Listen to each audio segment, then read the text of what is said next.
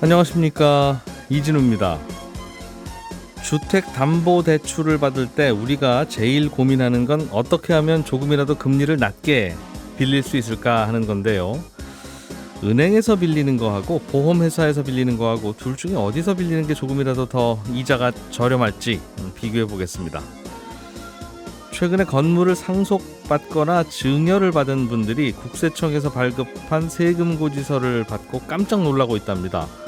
건물을 상속하거나 증여할 때 매기는 세금의 기준이 최근에 달라져서 그렇다는 건데 뭐가 어떻게 달라진 건지 이야기도 좀 들어보겠고요. 한동안 오르던 국제유가가 어제 오늘 좀 다시 내리고 있습니다. 이야기도 전해드리죠. 10월 6일 금요일 손에 잡히는 경제 바로 시작합니다. 네, 오늘도 행복자산관리연구소 김현우 소장, 손에 잡히는 경제 박세훈 작가, 그리고 한국경제신문의 이상은 기자까지 나와 계십니다. 세 분 어서 오십시오. 예, 안녕하세요. 자, 이상은 기자님이 준비해 오신 소식, 건물을 상속받거나 증여받으면 세금 내야 되는데 네. 이 세금을 매기는 기준이 좀 달라지면서 예전보다 세금이 더 많이 늘었다. 네. 그런 얘기들이 들려요. 네, 그렇습니다. 세금 기준이 어떻게 바뀐 겁니까? 기본적으로는 공시지가에서 시가로 기준이 바뀌었습니다. 원래 아파트는 거래할 때 양도세를 낼 때도 그렇고 또 상속세나 증여세를 낼 때도 그렇고 다 시가를 기준으로 세금을 보통 매깁니다. 예. 그런데 빌딩이나 토지를 상속 증여할 때에는 그동안에 기준시가, 말하자면 공시지가를 썼습니다.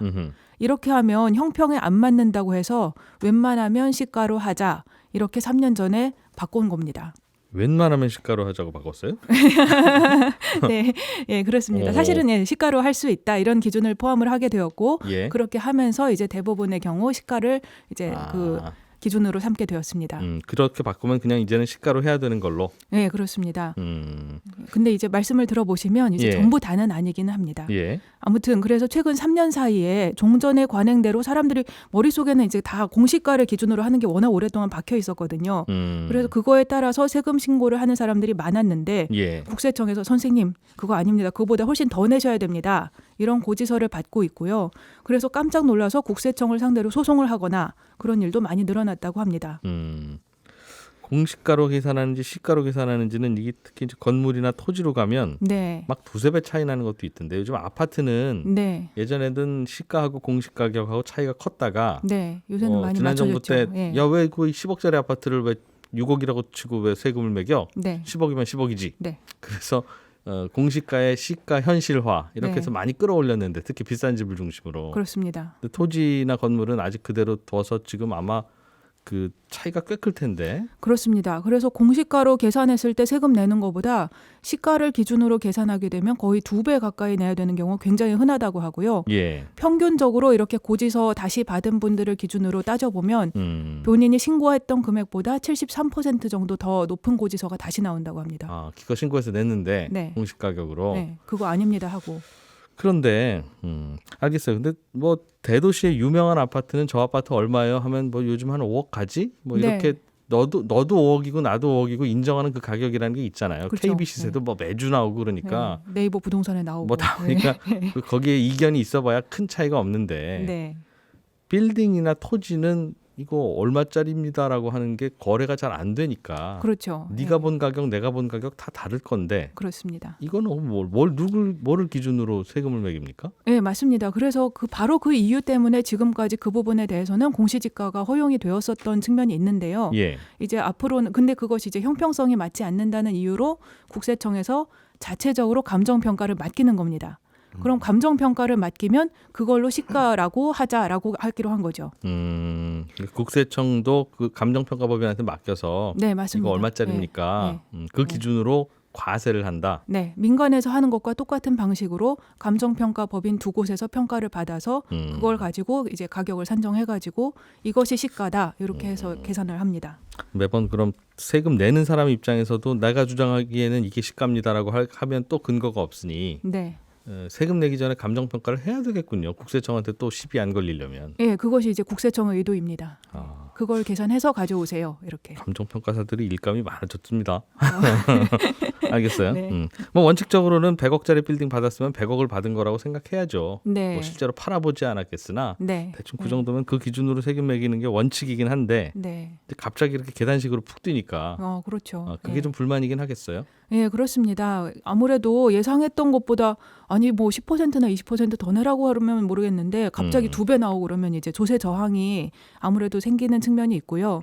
또 이 기준이 지난 정부의 부자 증세 기조에 맞춰서 좀 갑자기 세게 도입된 측면이 있습니다. 그러다 예. 보니까 그 자체에 대한 사람들의 불만도 좀 있고요. 음. 또 다른 불만이 하나 있는데 이렇게 해서 거두는 세금이 약간의 복불복 성격이 있다는 겁니다. 왜냐하면 예. 이게 2020년에 기준 자체가 바뀐 것은 2020년 1월에 바뀌었어요. 그런데 그때부터 이제 그 이후에 공시가 기준으로 신고를 한 경우에도 어떤 사람들은 그냥 통과되기도 하고 또 어떤 사람들은 2배짜리 고지서를 다시 받기도 하고 이렇게 되었습니다. 어떤 사람은 기준시가, 공시가대로 그냥 신고해도 네. 넘어가고 네. 누구는 왜 시가대로 안 했어요라고 하고 감정평가 받아서 네. 오고. 네.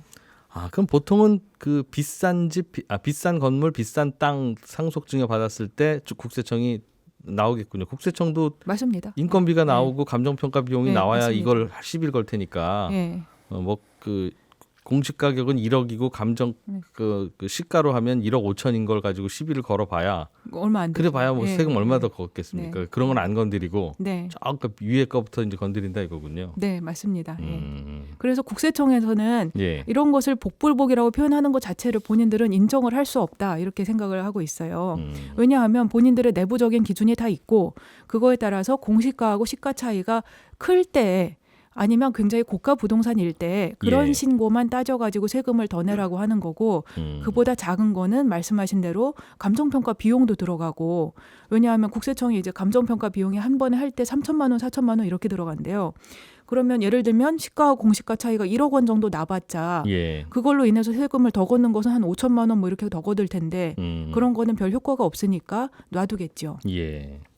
근데 이렇게 했을 때 차이가 큰 것, 지금 이제 공개된 기준도 사실은 있습니다. 시가로 생각되는 금액하고 공시가하고의 차이가 10억 원 이상 나거나 혹은 10% 이상 나거나 이런 경우인데요. 또 아니면 이제 국세청이 생각하는 어떤 고가의 부동산이거나. 근데 이렇게 요런 계산법이 이렇게 해서 어떤 것은 고지서가 나가고 어떤 것은 고지서가 안 나가고 할 때 이 예. 계산법의 차이가 국세청 쪽에서 보면 굉장히 투명합니다. 자기들 나름의 기준이 있어가지고 그거에 따라서 차이가 적은 것 혹은 그리고 이제 가격이 낮은 것 이런 것을 안 건드린다. 그리고 높은 것 그리고 차이 많이 나는 것 이것만 건드리는 거다. 이렇게 하는데 납세자 쪽에서 보면 이게 아니 투명하다는 것은 여러분 생각이시고 저희가 보기에는 불투명합니다. 이렇게 주장을 할 수 있는 거죠. 그래서 분쟁이 좀 많아요? 예, 그렇습니다. 세금을 뭐 쉽게 내고 싶은 사람은 없으니까요. 예. 국세청을 상대로 소송을 제기하는 경우가 굉장히 많이 늘었다고 하고요. 올해 상반기 기준으로 보면 국세청 상대로 소송을 불복하는 그러니까 세금에 불복해서 소송을 제기하는 건수가 작년 상반기보다 거의 3배 가까이 됩니다. 늘었다. 네. 그러니까 이게 시가라고 보는 국세청의 이 감정 평가를 난 받아들일 수 없다. 네. 그런 거겠네요. 뭐 이제 이게 상속 증여세 외에도 다른 것도 이제 섞여 있긴 합니다만 예. 그걸 포함해서 많이 늘었습니다. 그렇군요. 소송까지 간다는 건 대개는 이제 국세청 내부의 그 이의 제기하는 프로세스도 다 밟았다는 뜻인데. 그렇습니다. 사실 다 조세 심판원 과정을 거쳐서 그 다음에 이제 불복의 소송을 제기하게 됩니다. 예, 그러니까 납세자 쪽에서는 먼저 감정 평가를 해서 스스로. 네. 납세인데 납세자가 감정 평가를 해도 3, 4천만 원 들 거 아니겠습니까? 보통 그렇죠. 예. 세금 내는데 세금도 내고 이 비용도 내가 내야 되냐?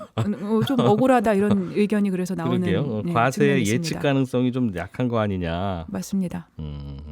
이것도 그럼 소송까지 했다가 소송에서 지면 또 가산세는 가산세대로 물고 뭐 그러는 건가요? 아니면 일단 세금은 내고 소송을 진행을 그거 뭐 판단하기 나름이겠죠? 예, 일단 예. 가산세 대상은 아니라고 합니다. 예. 왜냐하면 불성실 신고에 가산세를 내야 하는 경우는 대부분 내야 하는 세금을 빠뜨린 경우입니다. 네. 그런데 이제 세금을 내기는 냈는데 평가 방식의 차이 때문에 세금을 더 내라고 할 때는 아하. 이런 것은 가산세를 물리지 않는 것이 큰 과세의 원칙 중에 하나다. 그래서 예, 이번에만 잠깐 그렇게 해주는 건 아니고 대개 그렇게 합니다. 예. 알겠습니다. 이러면 그 취지는 알겠으나 네. 그 과세의 어떤 형평성 내지는 투명성. 그러니까 네. 예를 들면 시가와 공시지가의 차이가 9억 벌어지는 집은 그냥 통과고 네. 11억 벌어진 집은 일단 그럼 조사 받는다는 거니까 그 계단 효과도 있고 그러니 아예 그럼 법을 이렇게 바꿨다면 공시가격에다 예를 들면 뭐 40%를 더한 금액과 시가와 그 중에 둘 중에 뭐 선택해서 해라. 네. 그렇게 해서 공시가보다 40% 정도 증액한 거 이상으로 했으면 그건 그냥 사실상 시가로 한 걸로 하면 국세청도 감정평가 안 받아도 되고 그게 정 불만인 동네에서는 감정평가 받고 네. 그렇게 하면 좋은데 지금은 감정평가 금액이 얼마나 올지 알 수가 없으니까 안전하게 하려면 다 받아야 되고 맞습니다. 국세청도 네. 이거를 감정평가를 받아서 우리가 시비를 붙어 봐야 돼 안 해야 돼 또 고민해야 되고 그렇죠. 그러니까 네. 자의적이라는 얘기가 나오는 거니까 맞습니다. 네. 시가까지 해서 올리고 싶으면 공시가격의 몇 퍼센트 할증한 그 금액 기준도 또 하나 같이 운용을 해서 이걸로 신고하시든가. 그럼 우리 시비 안 걸게요. 공시가보다 30-40% 높은 걸로 신고하시면 우린 시비 안 걸고 아니면 시가대로 하셔서 한번 고민해 보시든가. 그 그거 선택지는 상당히 합리적인 줘야지 것 같습니다. 네. 매번 감정평가 받는 그 돈만 자꾸 나가잖아요. 국세청에 물어보도록 하겠습니다. 아니 뭐 그렇게까지 그냥 뭐 그런 생각이 잠깐 들었다는 거지 또. 일리가 있네요. 근데. 국세청 얘기할 때 또 제 네. 이름 얘기할 거죠 또. 네. 그거 좀 아세요. 김현우 소장님. 네. 보험회사에서 주택담보대출을 받을 수도 있나 봐요. 은행에서만 받는 게 아니라. 맞습니다. 그런데 그럼 은행 가는 게 맞냐, 보험회사 가는 게 맞냐, 소비자 입장에서는 뭐 고민스러울 텐데. 네네네. 뭐 그냥 양쪽에 물어보고 낮은 곳으로 가는 겁니까? 요령이 뭐예요? 이제 여러 가지 고민을 해야 될 포인트가 있습니다. 예. 보험사에서 주택담보대출 취급하긴 하는데 모든 보험사에서 해주는 건 아니고 지금 생보사 7곳, 손보사 4곳, 그리고 모든 주택도 아니라 이제 대부분 아파트, 그 도시지역 이런 것들을 취급합니다. 근데 우리가 대출 받을 때는요 신청을 하는 시점하고 실제 그 대출금이 나오는 시점에 차이가 있잖아요. 예. 다음 달에 집 살 거니까 미리 준비하자 해가지고 이번 달에 신청하면 다음 달에 나오게 되는데 지금 신청하면은 다음 달 금리가 더 올라갈 수도 있겠죠. 신청은 지금 하지만. 그런데 은행 대출 같은 경우에는 대출을 신청하게 되면 신청하는 시점에 가산 금리는 고정됩니다. 그리고 실제 대출을 받는 시점에서의 원가라고 할 수 있는 기준 금리는 그때 가서 반영이 되는 거죠. 그러니까 집을 지어드리겠습니다. 근데 인건비는 지금 받을게요. 100만 원. 하지만 자재값은 다음 달 착공 들어가면서부터 그때그때 반영돼요. 네. 이게 이제 은행 대출 금리라고 은행 보시면 방식. 되는데 네. 보험사 같은 경우에는 그때 실제로 대출을 받은 시점에 기준금리, 통장에 돈 꽂히는 날. 네, 그 기준금리와 지금 금리와 그 둘 중에 유리한 걸 선택할 수도 있는 보험사들이 있습니다. 아하. 그래서 한두 달 후에 나는 집을 살 건데 대출을 예. 받을 건데 일단은 지금 미리 신청을 해두되 지금 금리 올라간다고 하니까 지금 금리로 그냥 받겠습니다. 픽스해서 아예. 그렇죠. 그럴 그런 수도 있고. 선택을 할 수도 있고 아니면 올라간다고는 하는데 설마 여기서 더 올라가겠냐라고 생각하면 혹시 내려갈 수도 있을 테니. 네, 나는 내가 잔금 치르는 날 그날 대출금 내 통장에 들어오는 날 네, 그날에 금리로 하겠습니다.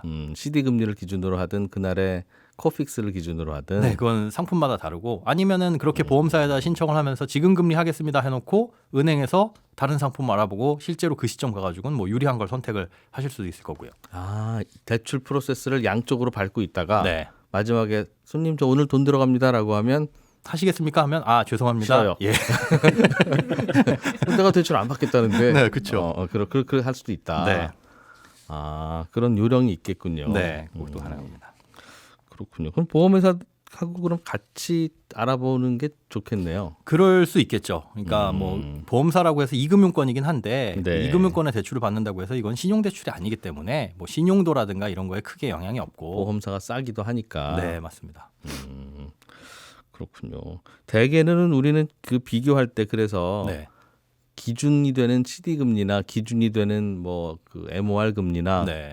대체로는 코픽스를 기준으로 합니다만 네. 기준이 되는 그 금리는 언제든지 동일하니까 네. 금융회사들한테 당신들은 나한테 저 가산 금리 얼마나 매길 겁니까? 네. 그것만 물어봐서 가산 금리 적게 매긴다는 쪽으로 가서 대출 신청하면 되는데 그게 유리하죠. 그런데 이제는 기준 금리까지도 약간의 변동은 있을 수 있으니 네. 언제를 기준으로 하느냐에 따라 맞습니다.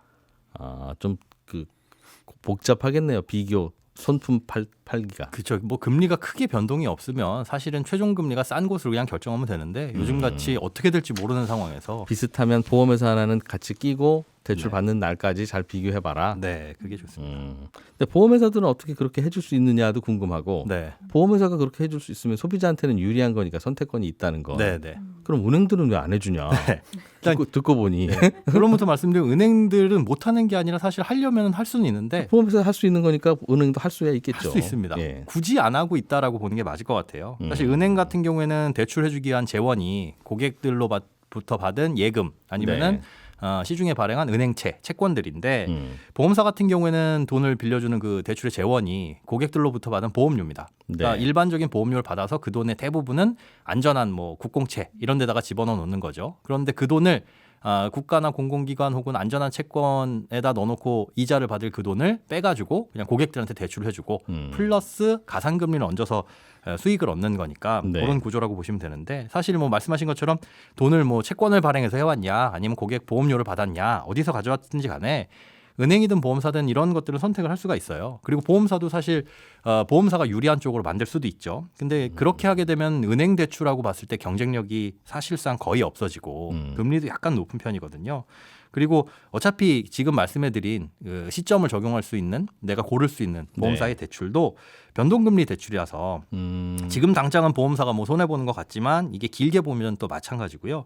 또 지금 시점과 뭐 2달 후의 금리 시점이라고 말씀을 드렸는데 사실상 그게 딱 오늘 날짜 그리고 2달 후에 뭐 오늘 날짜 이게 아니거든요. 그러니까 금리를 지금 금리로 해주세요라고 한다면 이번 달 평균 금리예요.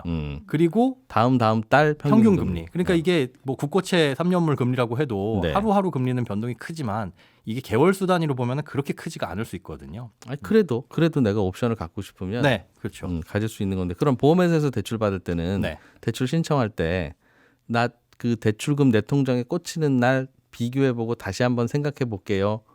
처음에 대출 신청할 때. 오늘 기준으로 할지 아니면 그때 나중에 기준으로 할지를 네. 그렇게 유보적으로 의사 표현을 할 수 있어요 소비자가? 처음에 신청을 할 때 그건 선택을 하셔야 됩니다. 와 그럼 그것도 소비자 입장에서는 도박이네요. 그렇죠. 그렇습니다. 어. 그래서 이제 한 군데만 보는 게 아니라 두 가지를 보는 게 낫고 그다음에 그런 선택권이 있는 보험사가 다 있는 건 또 아니고요. 네, 그러니 여러 가지. 지금 내가 알아보는 이 시점에는 금리가 좀 비싸지만 네. 이 보험사는 나중에 저 대출금이 내 통장에 들어오는 날 기준 금리를 다시 한번 보고 유리한 거 선택할 수 있도록 일단 신청을 해두고 네. 그리고 최종적으로 결정하면 된다. 네. 이게 약간의 팁일 수 있습니다. 그 대출 하나 받으려고 하는데 이런 것까지 알아야 됩니까? 워낙 금리가 비싸다 보니까. 네. 알겠습니다. 보험회사도 뭐 나름대로 유리할 수도 있으니 같이 비교해 보자. 네. 그러게 연말에 정부가 그 주택담보대출을 이제 원스톱으로 갈아탈 수 있도록 비교하는 그런 서비스도 한다 그러는데 네. 보험회사들도 좀 많이 포함되는지 좀 궁금하네요. 알겠습니다. 확 작가님, 네. 국제 유가가 좀 내려가고 있어요? 예, 11월 인도분 국제유가 선물 가격이 한 5% 조금 넘게 전 거래일 종가 대비로 5% 넘게 내려서 배럴당 85달러 정도의 거래를 마쳤는데 국제유가 선물 연중 고점이 지난달 말에 배럴당 93달러였던 걸 감안을 하면 예. 열흘도 안 돼서 10% 정도가 떨어진 거죠. 이 정도로 떨어진 건 흔히 있는 일은 아닙니다. 이렇게 떨어지는 이유를 언론에서는 수요 파괴, 고유가의 역설 이런 단어를 쓰던데 네. 유가가 너무 많이 오르는 바람에 원유 수요가 줄고 있어서 그렇다는 겁니다. 쉽게 말해서 휘발유 가격 너무 오르니까 사람들이 휘발유를 덜 사더라라는 거죠. 예. 중국하고 인도가 그동안은 그 원유 수입을 많이 했었는데 유가가 너무 뛰다 보니까 수입을 좀 덜하고 있는 것도 있고 요즘 또 금리도 많이 올라가고 경기도 안 좋으니까 기업들이 공장을 덜 돌리는 바람에 뭐 사람들이 TV도 안 사고 돈 없으면 가구도 안 사고 하다 보니 뭐 공장도 덜 돌아가겠죠. 그렇습니다. 그러니까 수요가 줄고 있는데 공급 측면에서는 브라질이나 캐나다 같은 비오펙 국가들이 최근에 대량으로 증산을 하고 있는 것도 있고요. 베네수엘라랑 이란의 원유 수출이 급증하고 있다 보니까 예. 아무래도 가격이 좀 떨어지는 걸로 보고 있습니다. 그러면서 이제 국제 유가가 연말에는 배럴당 80달러 중반 밑으로 떨어질 거고 내년에는 70달러까지도 갈 거다라는 전망에 힘을 받는데 또 며칠 사이에 또 이런 전망이 또 그래도 모를 일이죠. 모를 일입니다. 사실은. 특히 요즘처럼 자고 일어나면 상황이 급변하는 상황에서는 네. 더더욱 이런 전망은 크게 의미가 없기도 한데 다만 지금 상황은 이렇구나 정도로만 우리가 받아들이면 될 것 같습니다. 그러니까 기본적으로 경기가 안 좋은 것도 깔리고 있으니까 예. 유가가 내려갈 때는 또 꽤 내려갈 수도 있겠다는 말이군요. 네. 예. 자, 광고 잠깐 듣고 저희는 친절한 경제로 이어갑니다. 네, 오늘은 청취자 송석훈 씨가 명절 때가 되면 은행에서 빳빳한 새 돈을 주는데 그 돈은 냄새만 맡아봐도 정말 엊그제 막 새로 찍어낸 돈이 틀림없어 보일 정도입니다. 그러니까 설이나 추석 같은 명절 무렵에는 우리나라의 통화량이 그 새 지폐의 양만큼 더 늘어나는 거라고 보면 됩니까? 이런 질문을 보내주셨습니다. 결론부터 말씀드리면 새 돈을 아무리 많이 인쇄해서 유통시켜도 우리나라의 통화량은 단 1원도 늘어나지 않습니다. 왜냐하면 한국은행이 찍어낸 빳빳한 새 돈은 은행이나 새마을금고 등을 통해서 전국으로 뿌려지는데 그냥 찍어서 그냥 공짜로 뿌리는 게 아니라 은행이나 새마을금고가 한국은행에다가 돈을 내고 그 빳빳한 새 지폐를 사오는 거거든요. 그러니까 어떤 은행이 10,000원짜리 5,000장 금액으로는 5천만 원어치의 새 돈을 한국은행에서 받아올 때는 그 은행 계좌에 있던 5천만 원을 한국은행에 이체하고 나서 그 대가로 5천만 원어치 새 돈을 받아오는 거라서 늘어난 새 돈만큼 은행이 보유하고 있던 돈은 한국은행 금고로 들어가서 시중에서 사라지기 때문에 결국은 통화량은 새 돈을 찍어내기 전이나 후나 똑같게 됩니다. 돈을 인쇄기로 막 찍어내도 통화량이 늘어나지 않는 거라면 통화량은 그럼 언제 늘어나는 거냐? 이럴 때 늘어납니다. 우리가 은행에 가서 대출을 받으면 그 대출받은 돈은 은행이 갖고 있던 돈을 내주는 게 아니라 사실은 세상에 없는 돈을 찍어서 주는 거거든요. 예금 받은 돈으로 대출을 해주는 것 같지만 대출해주고 나서 그 예금 맡긴 손님이 예금을 찾으러 오면 아이고 손님이 맡기신 예금을 지난주에 저희가 다른 고객한테 대출을 해드렸거든요. 어쩌죠? 그분이 돈을 갚으셔야 저희도 손님 예금을 내드릴 수 있는데 그분한테 좀 빨리 갚으시면 안 되냐고 전화라도 한번 드려볼까요? 이러지는 않잖아요. 그냥 아무 말 않고 예금을 내줄 수 있는 이유는 어차피 은행은 없던 돈을 만들어서 찍어내서 대출을 해주는 거기 때문에 그런 겁니다. 그래서 우리가 은행에서 대출을 받으면 그때 우리나라 통화량이 늘어나는 거고요. 통화량이 늘어나는 또 하나의 케이스가 있는데 한국은행이 돈을 찍어서 시중에 돌아다니는 뭔가를 사들이면 그때는 통화량이 또 늘어납니다. 한국은행이 시중에 있는 의자들을 하나에 5만 원씩에 다 사들인다 그러면 한국은행이 사들이는 의자 개수 곱하기 5만 원이 이제 늘어난 통화량이 되겠죠. 그런데 한국은행은 의자 같은 거는 안 사들이고 오직 대한민국 정부가 발행한 국채만 사들입니다. 그러니까 정부가 국채를 10억 원어치를 발행하고 한국은행이 시중에서 그 국채 10억 원어치를 사들이면 그 순간 통화량이 10억 원이 더 늘어나는 겁니다. 그런 경우 말고는 통화량이 늘어나는 경우는 없습니다. 자, 질문 보내주신 송석훈 씨께는 저희가 준비한 소정의 상품을 보내드리겠습니다. 지금까지 이진우였고요. 저는 다음 주 월요일 아침 8시 30분에 다시 오겠습니다. 함께해 주신 여러분 고맙습니다.